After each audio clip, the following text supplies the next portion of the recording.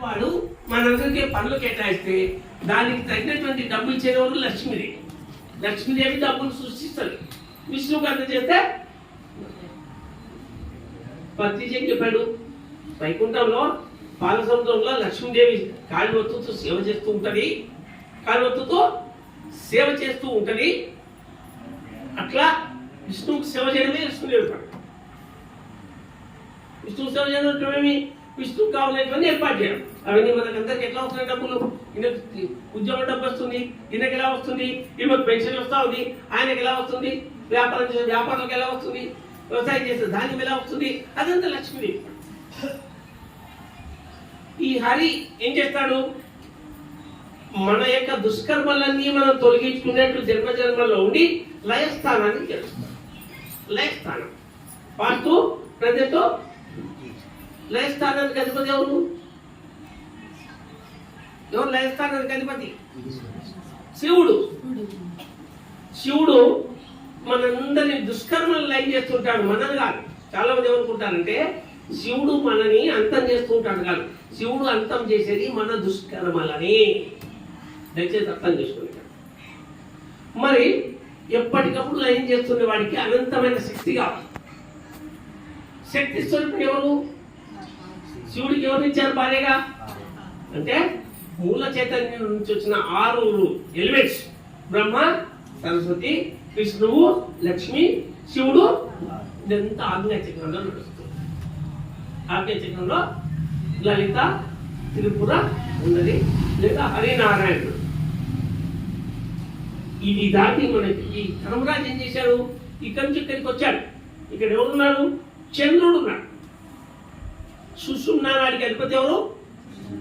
ఏం మేడం? సుషుమ్నాడికి అధిపతి చంద్రుడికి ఎంతమంది భార్యలు? 27 నక్షత్రాలు భార్యలు. 27 నక్షత్రాలు, 4 తమ్ముళ్ళు, ద్రౌపది కలిసి ఎంతైంది? 32. ధర్మరాజు 32 లక్షణాలతో ఆగ్నేయ చక్రంలో ఉన్నాడు. విశుద్ధ చక్రం నుంచి ఆగ్నేయ చక్రం ప్రమోట్ అయి 32 16. ఈ 32 ఇక్కడికి వచ్చేసరికి చంద్రుడు, ఇక్కడికి వచ్చేసరికి సూర్యుడు. వెన్నెల వెలుగు. వెన్నెల 64. చతుషష్ఠి కళాకోవిదుడు అంటారు, సహస్రారం అంటారు. ఇక్కడి నుంచి ఇక్కడికి వస్తే దాని ఎవరంటే లలిత రాజరాజ ఈశ్వరి. లలిత రాజరాజేశ్వరి. జనంలో రాకముందు అని లలిత త్రిపుర సుందరి, బాలా త్రిపుర సుందరి, లలిత త్రిపుర సుందరి కాదు, బాలా త్రిపుర సుందరి, లలిత త్రిపుర సుందరి, లలిత రాజరాజేశ్వరి. ధ్యానంలోకి వచ్చిన అర్థమైంది ఆ తేడా. లలిత త్రిపుర సుందరి, లలిత రాజరాజేశ్వరి లేదా శ్రీమన్నారాయణ స్థితి. దాన్ని సహస్రారం. సహస్రం స్కంద కుండలించి కుండలి నాడించి జమయమూత నాగ స్వరము రూప నాకు పాము లేచి నాట్యము చేయను కాళికాంబ కాళికాంబ. ఇలా శ్రీమన్నారాయణకి ఆదిశేషుడు ఎలాగైతే పడగబట్టాడో ఆ స్థితిలో ఉంటాం మనం. దాన్ని శ్రీమన్నారాయణ స్థితి లేదా లలిత రాజరాజేశ్వరి స్థితి.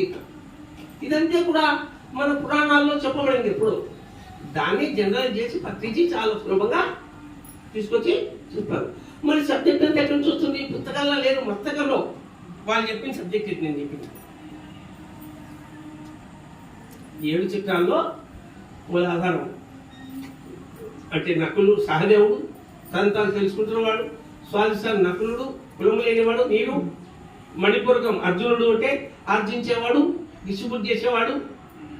మణిపూరక చక్రం రక్షణ శాఖ, అందరినీ ఎవరికి వాళ్ళని కాపాడేవాడు. విశుద్ధ చక్రం శుద్ధితో ఉండి ఏలేవాడు.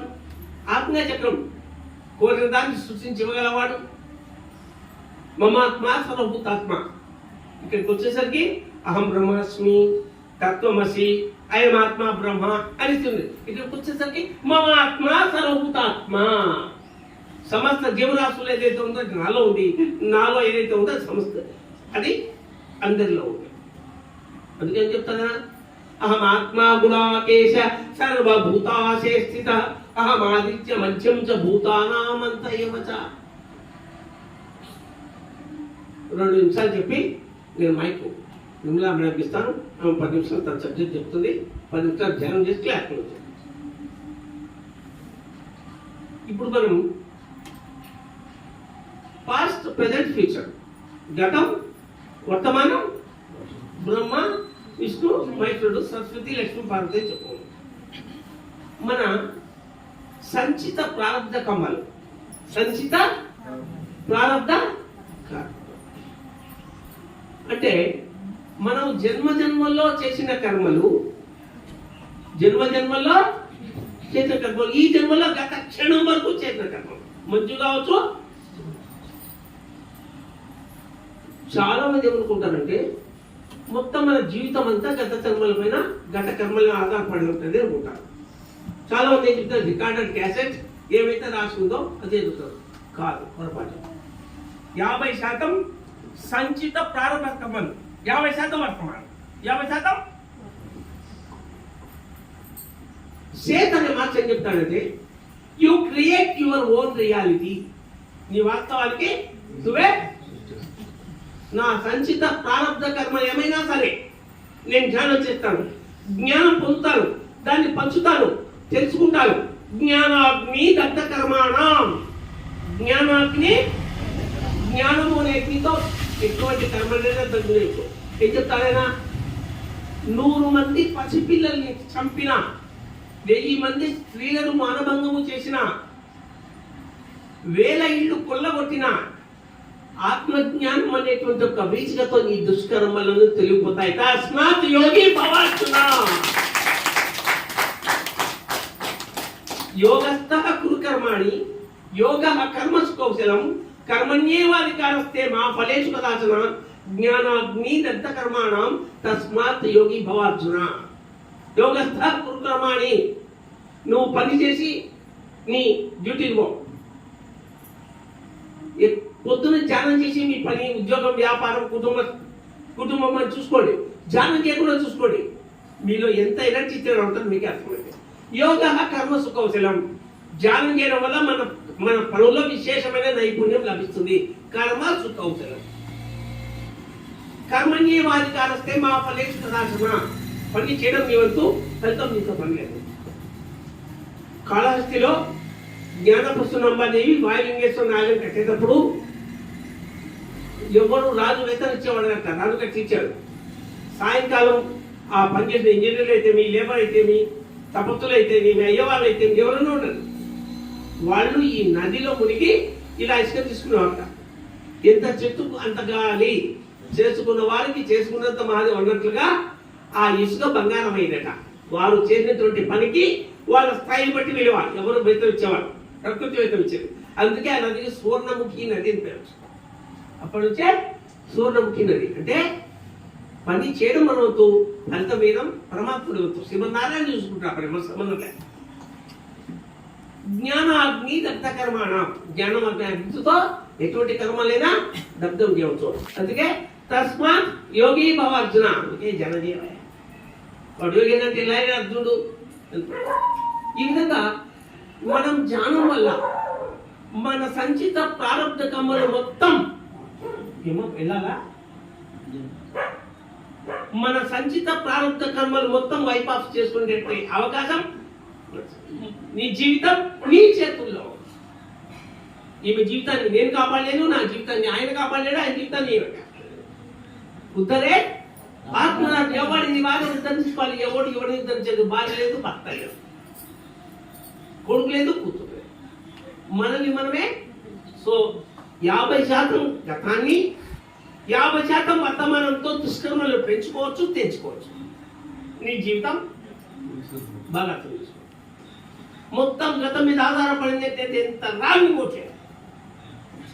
Prediction is not to be fixed. Prediction అంటే భవిష్యత్తు. ఫిక్స్ అంటే భవిష్యత్తు ఎప్పుడూ రాయబడలేదు. భవిష్యత్తు దేని మీద ఆధారపడింది? ఈ రోజు దేని మీద ఆధారపడుతుంది? నిన్నటి మీద. రేపే దేని మీద ఆధారపడుతుంది? ఈ రోజు మీద. సో భవిష్యత్తు అనేది వర్తమానం మీద ఆధారపడుతుంది. అందుకే వర్తమాని భవ అని అనిపిస్తుంది. వర్తమాని. సో మన కర్మలను దగ్ధం చేసుకునేటువంటి అవకాశం మనకి ఎప్పుడూ ఉంది. ఆంజనేయుని కోరి చేసినా, మనం శ్రీపాద శివులను కోరి చేసినా, దత్తాత్రేయుని కోట్ చేసిన, సాయిబాబాను కోట్ చేసిన వాళ్ళందరూ వీటన్నిటిని పాటించి తమ తమ మార్గాల్లో తమ ప్రవచనాలు చెప్పారు, సందేశాలు ఇచ్చారు. నా పత్రిజీ మార్గంలో పత్రిజీ, నా మార్గంలో నేను, ప్రసాద్ మార్గంలో ప్రసాద్, ఈవిడ మార్గం ఈయన, ఆయన మార్గం నేను. సో మనందరం ఈ భూమి మీద లోక కళ్యాణ కార్యక్రమాలకు వచ్చాం. ధ్యానం చేస్తూ, శాకాహారం తీసుకుంటూ, అహింస లేకుండా ఉండి, సాత్వికమైన గుణంతో ఉంటూ, శుద్ధ సాత్వికానికి వెళ్తూ నిగూఢ స్థితికి వెళ్ళడానికే. అందుకు ధ్యానం ఒక్కటే రాజమార్గము, ధ్యానం ఒక్కటే రాజయోగము. ధ్యానం చేసే వారే దేవతలు. Thank you. ఎంతసేపు నేను భాయ్ 5 మినిట్స్ అయినా 10 నిమిషాలు. 10 నిమిషాలు ఆమె, 10 నిమిషాలు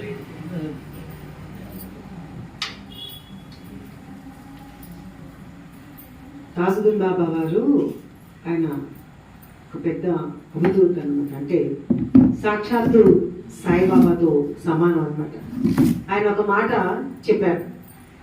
వాళ్ళ స్కూల్లో తాజుద్దీన్ బాబాను గురించి వాళ్ళ మాస్టర్ అంటాడు, ఏమనంటే, నేను ఇతనికి ఏం బోధించగలను, ఇతను ఇదివరకే చదువుకొని వచ్చాడు జ్ఞానం అంతా అని ఒక మాట చెప్పారు.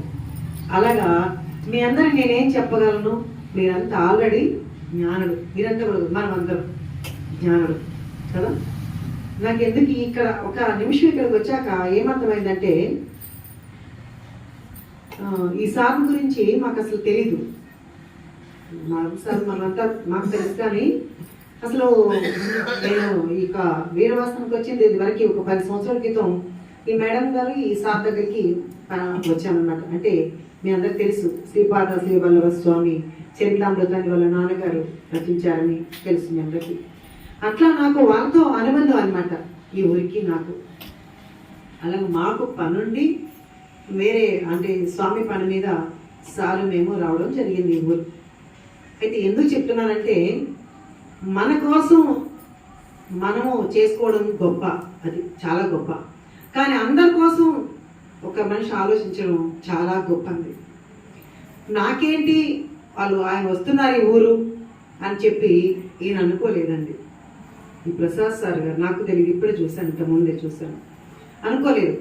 ఎప్పుడైతే ఒక మాస్టర్ ఒక ఊరికి ఇక్కడికి వస్తున్నారు అని తెలిసిందో, ఇంతమందిని ఇలా గ్యాదర్ చేసి జ్ఞానాన్ని కూర్చోబెట్టారంటే ఆల్రెడీ మీరు గొప్ప జ్ఞానులు తల్లి, నిజంగా చాలా గొప్ప జ్ఞానం. మేము చాలా చోట్ల నాకు నా బాబా అంటే ఇష్టం, అవధూతులు మహాత్ములు అంటే చాలా ఇష్టం. అయితే చాలా చోట్ల నేను దేవుడి గురించి అంటే ప్రవచనాలు చేస్తాను, అలాగే దాంట్లోనే ధ్యానం చెప్పి అలా తీసుకెళ్తాను. నాకు అనిపించింది చాలా దూరం నంద్యాల, కర్నూలు ఇలా చాలా దూరాలు వెళ్తాం. ఇంతమందిని పోగేయాలంటే వాళ్ళు నెల రోజులు కష్టపడతారు తల్లి, నిజంగా చెప్తాను. నెల రోజులు ఎక్కడెక్కడ బ్యానర్లు కట్టి, పాపం ఆటోలు కట్టి, ఎంతమందిని, ఇంత 30 మంది ఉన్నారు కదా ఇక్కడ మనకి ఈజీగా. ఈ 30 మందిని గ్యాదర్ చేయాలంటే, ఒక లీడర్ చేయాలంటే ఆల్మోస్ట్ నెల రోజులు కష్టపడిన రోజులు ఉన్నాయండి పాపం. వాళ్ళు అంత కష్టపడినా సత్సంగానికి రావడం చాలా కష్టం అండి. అలాంటిది ధ్యానానికి ఇప్పటికిప్పుడు గంటలో ఇంతమంది 30 మందిని ఒక కూడబెట్టారు, ఇక్కడ వచ్చారంటే మరి మీరంతా జ్ఞాని కావాలి. మీరంతా ఎంత ఆయనకు సపోర్ట్గా అందరూ మేము వస్తామని చెప్పి ఇంత టైం అయినా ఇల్లు లెక్క చేయకుండా ఏం చేయకుండా ధ్యానం విలువల్ని తెలుసుకొని ఇక్కడికి వచ్చారంటే మీరు మామూలు మనుషులు కాదమ్మా. ఒక్కరు కూడా లేకుండా నాకైతే చాలా ఆనందం కలిగింది. ఎందుకంటే మేము ఎన్ని చోట్లకు 6,000 మా సొంత డబ్బులు ఖర్చు పెట్టుకొని 10,000 ఖర్చు పెట్టుకెళ్ళినా అక్కడ 20 మంది ఉంటారండి సత్సంగానికి. అలాంటి అయ్యో ఇంత దూరం కష్టపడి వస్తే 20 మందేనా 30 మందేనా అనుకుంటాం, అంటే ఒకరైనా చాలు. కానీ ఇంత ఇంట్రెస్ట్తో ఒక్కరు కూడా కదలకుండా సార్ చెప్పేది ఎంత హై సబ్జెక్టు మనకు తెలియదు కాదు. ఇప్పుడు ఇందులో మనం నిజంగా ఈ సబ్జెక్ట్ చాలా హై సబ్జెక్ట్. అది అందరికి మనకి నిజంగా నేను ఎప్పుడు వినలేను కూడా వినలేదు. చాలా నాకంటే నాది స్థాయి చిన్నపిల్లలకు కూడా చెప్పే స్థాయి అన్నమాట. కానీ సార్ది జ్ఞానికి చెప్పే సబ్జెక్ట్ సార్ది. అలాంటిది మీకు అర్థమైందో కాదో మాకు అసలు తెలియదు సార్కి, కానీ ఎంత శ్రద్ధగా విన్నారు అని మాత్రం సార్కి అందరికీ ఇక్కడ అర్థమైందండి. నిజం అంటే ఆ శ్రద్ధ మనకి అంత పనిచేస్తుంది. అంటే దీంట్లో అందుకే బాబా కూడా శ్రద్ధ షబూరి అన్నారు. మనకి ఎప్పుడు దేని మీదైనా సరే అర్థం అవ్వచ్చు కాకపోవచ్చు, దాన్ని ఇంకొక 10 సార్లు ఇంకొక 2 సార్లు విన్నారంటే ఓహో ఇన్ని చక్రాలు ఉన్నాయా మనకి, ఈ చక్రం ఇలా పనిచేస్తుందా ఆటోమేటిక్గా వస్తుంది. ఒకసారి మనకు అర్థం కావాల్సిన అవసరం లేదు కదా. ఒకసారి మనకి ఏది అర్థం కాదు, ఒక గ్రంథం చదివామనుకోండి అర్థమవుతుంది, ఒకసారి దాన్ని పదే పదే చదివితే కదా మనకు అర్థమవుతుంది. అట్లా సార్ చెప్పింది నాకు చాలా సంతోషాన్ని కలిగించింది.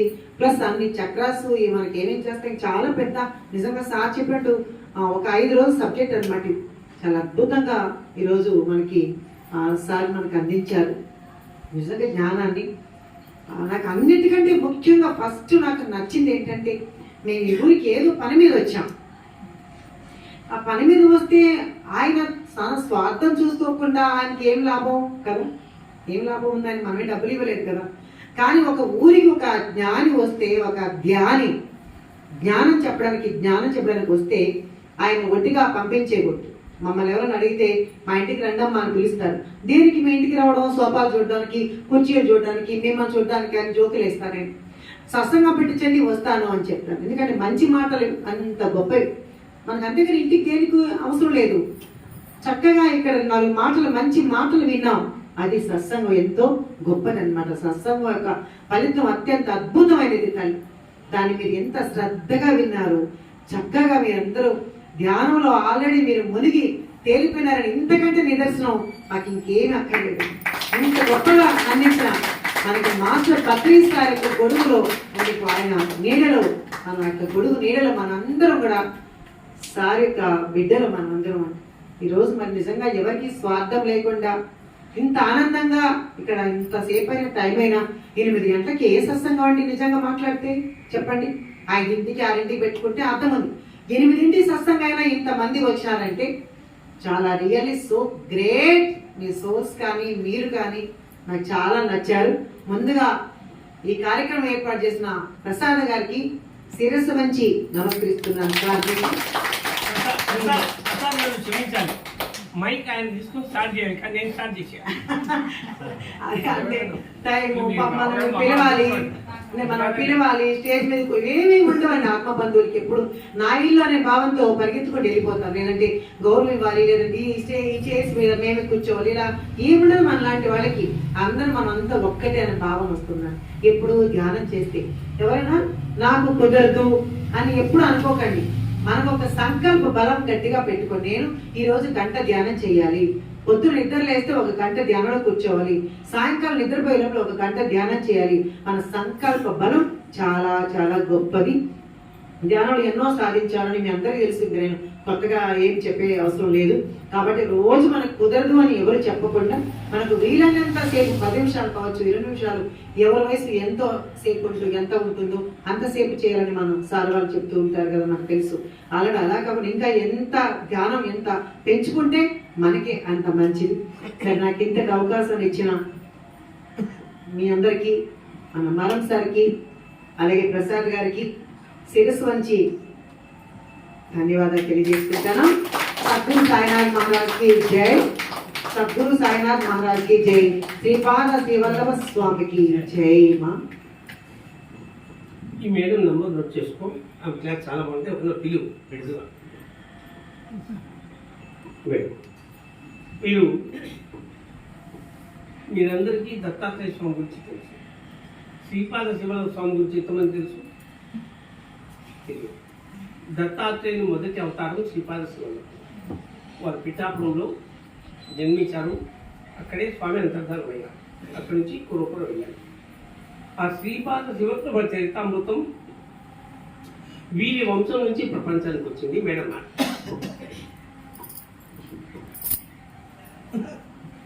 దివ్యాత్మబంధువులందరికీ కూడా నా నమస్కారాలు.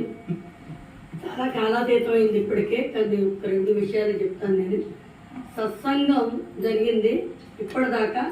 సత్సంగత్తే నిస్సంగత్వం, నిస్సంగత్తే నిర్మోహత్వం, నిర్మోహత్తే నిశ్చలత్వం, నిశ్చలత్తే జీవన్ముక్తి. అది భజగోవిందం మనకి చెప్పారు శంకరాచార్యులు దాంట్లో. అని చక్కగా మేడం గారు అన్నట్టుగా శివప్రసాద్ సార్ మా ఇంటికి రావడం, మేము 6:30 గంటల నుంచి కూడా మా ఇంట్లో సత్సంగం జరుగుతూనే ఉంది, స్టిల్ నౌ ఆల్సో. అయితే ఈ రోజు నేను అదే అనుకున్నాను, 6:30 నుంచి 6:30కి వచ్చారు సార్ మా ఇంటికి. అప్పటి నుంచి కూడా సత్సంగం మేము చేసుకుంటూనే ఉన్నాం. అది కూడా అంటే ఈ సత్సంగం చేయటం వల్ల ఏమిటయ్యా లాభం అంటే మనకి పాజిటివ్ యాటిట్యూడ్ వస్తుంది. అంటే నెగిటివ్ ఎనర్జీ మన దగ్గరికి రాదు. దేన్నైనా సరే టేక్ ఇట్ ఈజీ పాలసీగా తీసుకోవడం, భగవంతుడు మనకు ప్రసాదించింది ఇదే.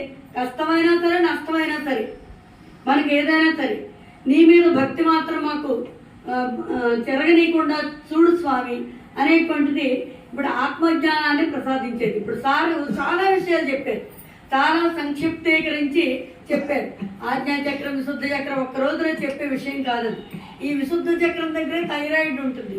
ఈ థైరాయిడ్ గ్రంథి అదే దాని గురించి కూడా చాలా మీరు చెప్తూ ఉంటారు. అది ఎందుకు థైరాయిడ్ పెరిగిందని, తగ్గిందని, లావడం, సన్నం ఇవన్నీ ఉంటాయి. అంటే ఈ చక్రాన్ని కనుక కరెక్ట్గా మనం పెట్టుకుంటే ఎక్కడి నుంచి ఇక్కడికి, ఎక్కడి నుంచి ఇక్కడికి వెళ్ళటం తేలిక అని చెప్పారు.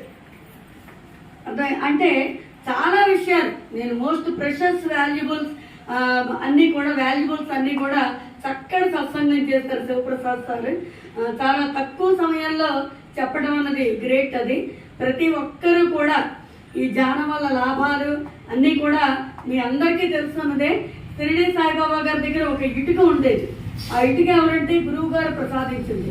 అలాగే ఆ గురువు గారి వారసులుగా నేను ఆ పంచాయతీ ఇటుకని పలకన పెట్టుకుని పడుకునేవారు.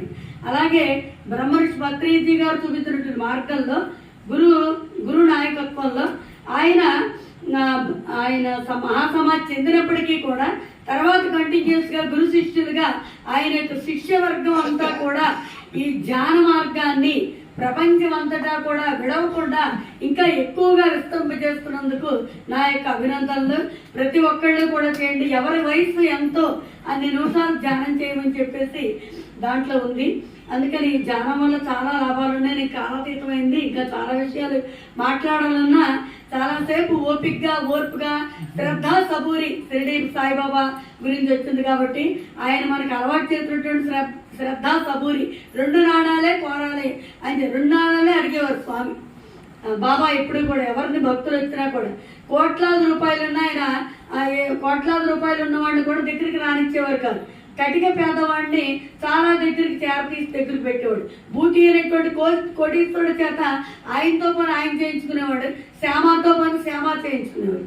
అలాగే భగవంతుడు మనకి అనుగ్రహించిన మేరకి మనకి మాస్టర్ ఇందాక చెప్పారు శివప్రసాద్ గారు, మన సముద్రంలో కానీ నదిలో కానీ దిగినప్పుడు చెంబు పట్టుకెళ్తే చెంబే వస్తుంది, కడవ పట్టుకెళ్తే కడవే వస్తుంది, గంగాళం పట్టుకెళ్తే గంగాళం నీళ్ళు వస్తాయి.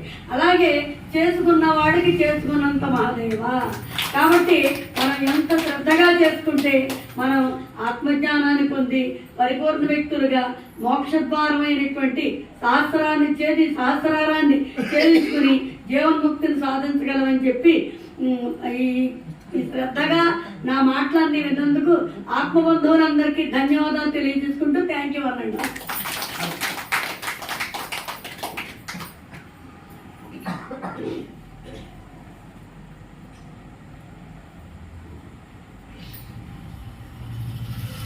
దుర్లభత్రమే వైతత్ దైవానుగ్రహ హేతుకం. దేవుడు అనుగ్రహం లేకపోతే 3 లభించవు. అందులో మనుష్యత్వం, ముముక్షుత్వం, సజ్జన పురుష సంశ్రయం, సత్పురుషుడితోటి సంగమం అన్నమాట. ఎన్నో జన్మల పుణ్యం ఉంటే కానీ అటువంటి మహానుభావుల యొక్క సాంగత్యం అంటే ఇక్కడ విన్నవాళ్ళు వీరవాసన కూడా ఉన్నారు. ఎవరు రాలా, కొంతమంది వచ్చారంటే వీళ్ళకే యోగం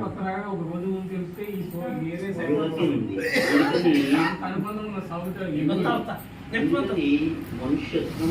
మనిషి జన్మ ఎత్తటం 60,000 జన్మలు ఎత్తితే ఒక మనిషి జన్మ వస్తుంది. ముముక్షుత్వం అంటే మోక్షం కావాలనే కోరిక, సత్పురుషుల సంఘం. ఇవి 3 కూడా దైవానుగ్రహ హేతుకం. దేవుడు అనుగ్రహం లేకపోతే ఎవరికి లభించవు. గురువు గారు చెప్పిన ఉపన్యాసంలో రామాయణం, భారతం, సుందరకాండ, మొత్తం అంతా ఉంది. ఈ చక్రాల శుద్ధి, ధ్యానం అన్నీ ఉన్నాయి. ఎన్ని విన్నా కానీ లాస్ట్లో ఒక శ్లోకం చెప్పారు స్వామి. అదేంటంటే ఉద్ధరేదాత్మనాత్మానం ఆత్మానం అవసాదయే ఆత్మైవ ఆత్మనో బంధు ఆత్మైవ త్రిపురాత్మన. ఎవరిని వాడే ఉద్ధరించుకోవాలి, ఎవరిని మీరు మార్గం చూపెడుతుంది కదా. రోడ్డు పక్కన ఒక రాయి ఉంటుంది, పాలకొల్లు 11 కిలోమీటర్లు ఉంటుంది. 11 కిలోమీటర్లు ఎవరు వెళ్ళాలి? మనమే వెళ్ళాలి తప్ప రాయి రాదుగా. మార్గాన్ని చూపించేవాడు గురువులు, సద్గురువులు. అటువంటి గురువుని ఈ రోజున వీరవాసం చేసుకున్న పుణ్యంగా భావిస్తూ ఇలాంటి సత్సంగాలు అనేకం జరగాలని మా గురువు గారిని నేను కోరుకుంటూ సెలవు తీసుకున్నాను. Thank you. ఈ పుణ్య దంపతులు ఇద్దరు శ్రీపాద శివల్లభ చరితామృతరు ఈ భూమి మీదకి రావడానికి సంబంధించినటువంటి భరద్వాజ గోత్రం, ఇంకో గోత్రం ఏంటి? హరిదశ గోత్రం.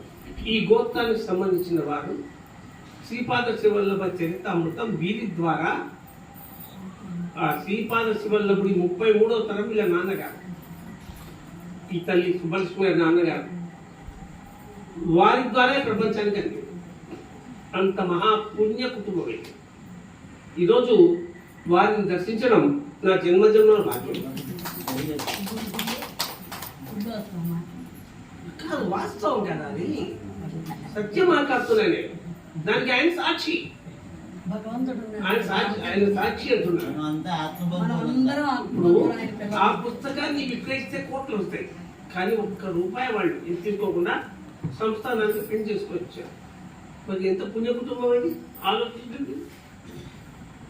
వాళ్ళ నాన్నగారికి డబ్బు మీద రావడం లేదు, వాళ్ళ పరంపరలో లేదు, వాళ్ళకు లేదు.